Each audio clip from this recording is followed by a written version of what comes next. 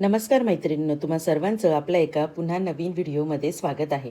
उन्हाळा सुरू झाला की कपाटातले जड कपडे नकोसे वाटतात आणि रोज लागणारे सुती कपडे वेळेवर सापडत नाहीत. आज आपण अवघ्या काही मिनिटात आपल्या कपाटाचं संपूर्ण कायापालट करणार आहोत.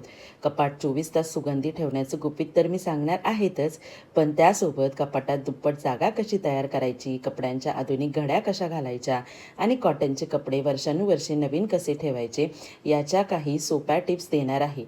तर त्यासाठी व्हिडिओ शेवटपर्यंत बघा, कारण आजचा व्हिडिओ खरंच खूप स्पेशल आहे, जे संपूर्ण यूट्यूबवर तुम्हाला कोणीच सांगितलं नसेल.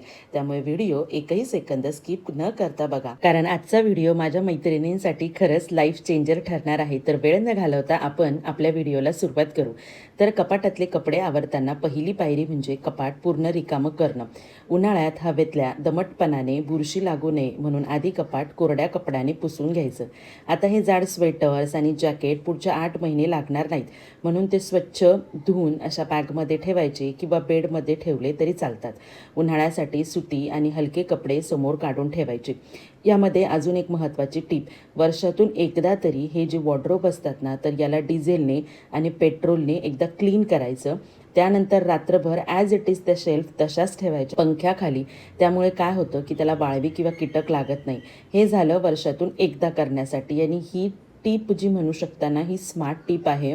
याने जे वॉर्डरोब असतात ना, ते वर्षभर ॲज इट इज जसेच्या तसे राहतात. आता सगळ्यात महत्त्वाचं म्हणजे नेहमी आपण जेव्हा कपडे फोल्डिंग वगैरे करायला घेतो ना, तर कपडे लावण्यापूर्वी कपाटातून येणारा तो जुनाट दमट वास घालवायचा कसा, तर यासाठी बाजारातून महागडे एअर फ्रेशनर आणण्याची अजिबात गरज नाही. माझी ही मॅजिक ट्रिकच खूप सुंदर काम करून जाईल.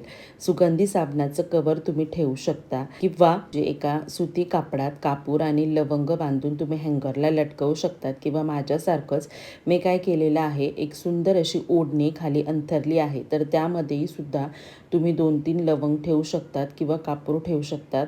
तर कापडामुळे सुगंध येईल आणि लवंगेमुळे कपड्यांना कीड किंवा झुळं लागणार नाही. आणि सोबतच मी अत्तराची एक संपत आलेली बाटली ठेवलेली आहे, की ज्यामुळे अत्तराचा वास कपड्यांना लागत राहील आणि कपड्यांमधून छान सुगंध येत राहील. आणि हो मैत्रिणींनो, कपाटात कपडे ठेवताना दुसरी सगळ्यात मोठी डोकेदुखी जी कोणती असते, ती म्हणजे आपण कितीही प्रयत्न केला तरी एका कपड्याची घडी मोठी होते तर दुसऱ्याची लहान. यामुळे कपाटात थप्पी रचली की ती वेडी वाकडे दिसते. पण यावर माझ्याकडे एक भन्नाट उपाय आहे, की ज्याचा उपाय ना मी पण करत असते. तुमच्या घरातला कोणता एखादा जुना पुठ्ठा किंवा एखादा पुस्तकाचं कव्हर किंवा मुलांचे जुने रायटिंग पॅड वगैरे असतात ना, तर ते तुम्ही घेऊ शकता. जसं की मी इथे रायटिंग पॅड यूज केलेला आहे. तर तुम्हाला कपाटाच्या कप्प्यानुसार कपड्याची घडी जेवढी मोठी किंवा लहान हवी असेल तेवढ्या आकाराचा पुठ्ठा निवडा. आता कपडा असा उलटा पसरवून त्याच्या मध्यभागी हा पुठ्ठा ठेवा. डावी बाजू पुठ्ठ्यावर दुमडा, मग उजवी बाजू दुमडा आणि खालचा भाग वर दुमडून घ्या. आता हळूच हा पुठ्ठा वर बाहेर काढा आणि बघा, मॉल किंवा मोठ्या दुकानात असतात ना, तशीच एकसारखी परफेक्ट घडी तयार. आता घरातली कोणतीही कपड्यांची घडी घातली तरी प्रत्येक कपड्याचा आकार अगदी एकसारखा येईल. यामुळे कपाटाचा लुक एकदम VIP आणि शिस्तबद्ध वाटायला मदत होईल. त्याचप्रमाणे रोजच्या वापरातले जे आपले टी-शर्ट असतात ना, तर त्यांची साधी घडी मारण्यापेक्षा त्यांना रोल फोल्ड जर केलं तर त्याने काय होतं माहीत आहे का, कपड्याची कॉम्पॅक्ट बडी तयार होते आणि हे कपडे ना कपाटात एकावर एक न ठेवता जसे आपण फाईल ठेवतो ना, तशा पद्धतीने जर उभे ठेवले तर एक कपडा काढताना दुसरा कपडा अजिबात विस्कटणार नाही आणि कपाटात आपल्याला बरीचशी जागा पण मिळते. त्यानंतर अगदी महत्त्वाची टीप, उन्हाळ्यात नवीन कॉटनच्या कपड्यांचा रंग पहिल्याच धुलाईत उडतो आणि कपडे जुने दिसतात. म्हणून नवीन कॉटनचा ड्रेस किंवा साडी पहिल्यांदा धुताना पाण्यात 1 चमचा खडे मीठ टाकायचं आणि 10 ते 15 मिनिटं भिजवायचे आणि मग ते पाण्यातून छान विसळून काढायचे. मिठामुळे कपड्यांचा रंग कपड्याला पक्का धरून ठेवतो आणि रंग कधीच उडत नाही. तसेच कपडे उन्हात वाळवताना नेहमी उलटे करूनच वाळवायचे, त्यामुळे कपडे कायमस्वरूपी नवे असल्यासारखेच दिसतात. खरं सांगू का मैत्रिणींनो, आपण कितीही नवीन ट्रिक शिकलो तरी शेवटी आपल्या भारतीय महिलांची सगळ्यात आवडती पद्धत म्हणजे कपडे एकावर एक रचणे.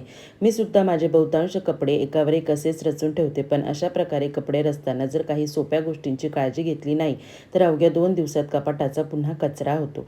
त्यामुळे कपड्यांची थप्पी लावताना पहिली आणि सर्वात महत्त्वाची काळजी म्हणजे वजनाचा नियम. नेहमी जड असणारे कपडे जसे की जाड जीन्स, हेवी कुर्ती, सुती साड्या यांच्या थप्पी ज्या आहे सगळ्यात खाली ठेवाव्यात आणि हलके हलके कपडे जसे की टी शर्ट, नायलॉन किंवा मलमलचे कपडे नेहमी वरच्या बाजूला ठेवा.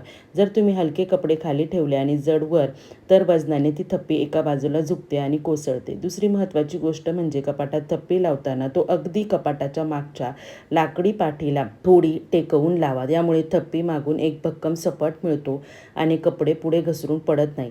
आणि हो, एका थप्पीमध्ये 7 ते 8 पेक्षा जास्त कपडे रचू नका. जर कपडे जास्त असतील तर त्यासाठी अगदी जुगाडू अशी भन्नाट ट्रिक आहे माझ्याकडे, जी शून्य खर्चाची आहे, झिरो कॉस्ट. अनेकदा कपाटातले कप्पे खूप मोठे असतात, मग एकावर एक कपडे ठेवले की खूप मोठी थप्पी होते आणि खालचा कपडा काढताना सगळे कपडे विस्कटतात. यासाठी मी एक भारी जुगाड केला आहे. बाजारात मिळणारे हे साधे स्टिक्स हुक्स कपाटाच्या दोन्ही बाजूंना समोरासमोर चिकटवून घ्यायचे. आता त्यावर एक मजबूत फळी ठेवू शकता तुम्ही, किंवा मी काय केलेलं आहे, माझ्याजवळ एक खोकं होतं, त्या खोक्याला छानपैकी या कपाटाच्या आकारामध्ये मी कापून घेतलेलं आहे, की ज्यामुळे एक सुंदर अशी शेल्फ तयार व्हायला खूप सारी मदत झालेली आहे, की ज्यामुळे कपडे सिस्टमॅटिक ठेवायला मदत होणार आहे. कपाटाच्या एका कप्प्याचे 2 सुंदर शेल्फ तयार झाले आहे, त्यामुळे वरची मोकळी जागा वाया जात नाही आणि आपण कमी जागेत दुप्पट कपडे व्यवस्थित ठेवू शकतो. आहे ना एकदम कमाल आयडिया. याला म्हणतात नो कॉस्ट इन्स्टंट शेल्फ. तर बघा माझ्या कपाटाचा लुक. बाहेरून एकही महागडा ऑर्गनायझर न आणता फक्त 2 हुक आणि एक बॉक्सच्या तुकड्याच्या जुगाडाने आपण कपाटात दुप्पट जागा केली आहे. कपाटातून इतका सुंदर सुगंध तर येतच आहे, पण ते दिसायलाही खूप सुंदर दिसतं आहे. आणि आता त्याचप्रमाणे आपण दुसरेही कपाट आवरून घेणार आहोत.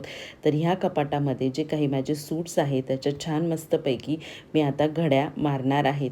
सगळ्यात पहिले ज्याप्रमाणे आपण पहिलं कपाट खाली केलं होतं, तर त्याच पद्धतीने आता हे दुसरंही कपाट मी खाली करून घेते आहे, कारण त्यामध्येही बरेच हिवाळ्यामधले माझे कपडे आहे, तर तेही छान मस्तपैकी मी काढून घेते आहे. पण एका बाजूला मी कपडे काढत असताना जे मी पहिल्यांदा स्टिक्स लावले होते ना, तर ते निसटून गेले. त्याच्यामुळे मी हे जे हेवी लोडेड जे स्टिक आहे ते लावलेले आहे. लावताना ही काळजी नक्की घ्यायची, कारण आपण कपडे ठेवणार आहोत, तर कपडे ठेवताना ते जड जे आहे वजन ते चांगल्यापैकी त्या शेल्फने पकडून ठेवलं पाहिजे. त्याच्यासाठी जे आपण स्टिक हुक लावणार आहोत ते हेवी ड्युटीचे घ्यायचे आहे. आणि अशा पद्धतीने आता मी दुसरं कपाटही रचायला घेतलेलं आहे. तर दुसऱ्या कपाटामध्ये छान मस्तपैकी कपड्यांचे वर्गीकरण अगोदरच करून ठेवलेलं होतं. त्यानुसार फक्त कपडे घेऊन आणि छान मस्त एकावर एक कपडे रचून ठेवण्याचं काम चाललेलं आहे. तर तुम्ही सुद्धा या विकेंडला हा जुगाड नक्की करून बघा आणि तुमचा अनुभव मला कमेंट बॉक्समध्ये सांगायला विसरू नका बरं का. तर चला मैत्रिणींनो, हा आहे आपल्या कपाटाचा फायनल VIP लुक. कुठेही 1 रुपया वाया न घालवता फक्त एका टाकाऊ बॉक्सच्या जुगाडाने आपण 1000 रुपयांचे ऑर्गनायझर फेल केले आहेत. कपाट उघडल्या जो सुगंधी धक्का बसतोय ना, त्याने सकाळचा मूड फ्रेश तर होईल, पण आता मला प्रामाणिकपणे सांगा, कपाटाचा असा कायापालट आणि हे शून्य खर्चाचे भन्नाट जुगाड संपूर्ण यूट्यूबवर तुम्हाला कोणी दाखवले होते का? नाही ना. मग विचार कसला करताय? तुम्ही व्हिडिओ तर बघता, पण सबस्क्राईब करायला विसरून जाता. असं करू नका.